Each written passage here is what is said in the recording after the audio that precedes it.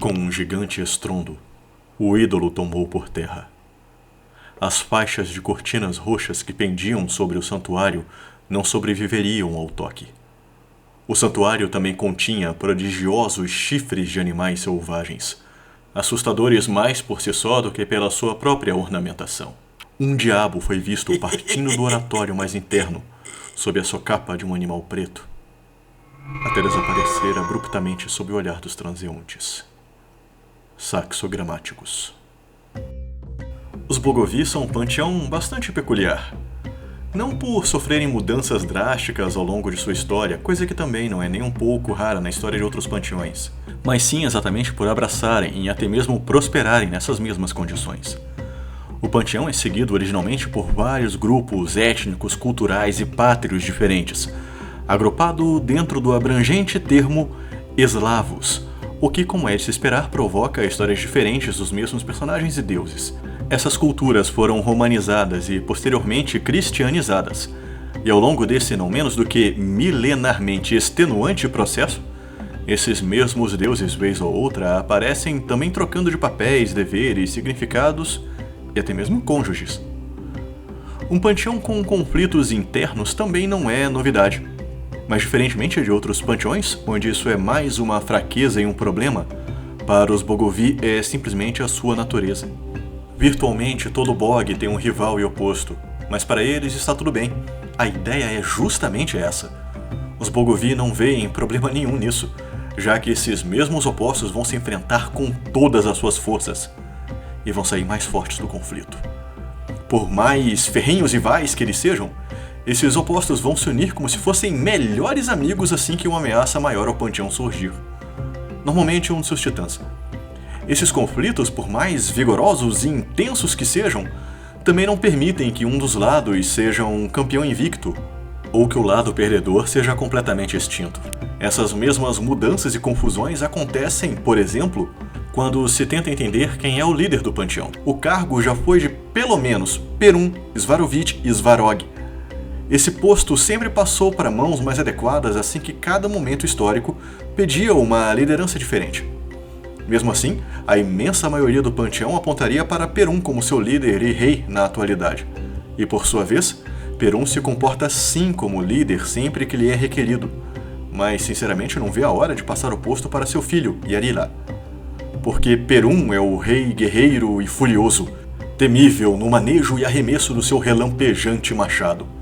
Enquanto seu filho, o Sol Brilhante, é um príncipe gentil e amável. Yarila assumir o posto do rei dos Bogovi significa que o panteão entra numa era de paz e calmaria, onde as guerras do seu pai ficarão para trás.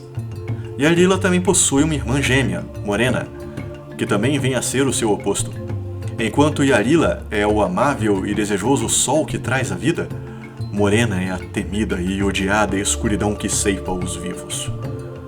Apesar de ser diametral a seu irmão, Morena o ama profundamente e é a primeira a defendê-lo caso alguém sequer pense em ousar ofendê-lo. Na cosmologia Bogovi, o mundo possui uma infinitamente alta árvore em seu centro, um carvalho chamado simplesmente Dub. Em seu topo, reside o primordial do panteão, Hod, cujas divinas emanações trazem ordem ao universo. Assim como aquela outra árvore daquele outro panteão, seus galhos levam a vários mundos e reinos individuais pertencentes a cada bog, como Prav, Yav e Nav. Por falar em conflito interno, as virtudes do panteão são um pêndulo, que varia justamente entre os diametrais relacionamentos dos seus Erels com sua própria natureza. Ser fiel significa seguir a sua própria natureza e chamado.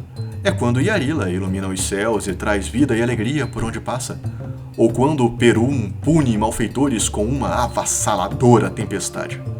Mas fazê-lo por muito tempo, ou o próprio passar das estações, o torna caprichoso. Agir de maneira egoísta, negar auxílio aos necessitados por mera vaidade ou por decepção e frustração em relação ao mundo. O poder exclusivo do panteão se chama Dzivoverri, que significa literalmente a dupla fé. Uma característica não só de seus deuses, que viveram entre encruzilhadas do mundo inteiro e se moldaram de acordo com as mudanças do próprio mundo, mas também de seus fiéis, que não veem muito problema em professarem publicamente a sua fé nos Bogovi e prestarem culto e sacrifício a outros deuses logo depois.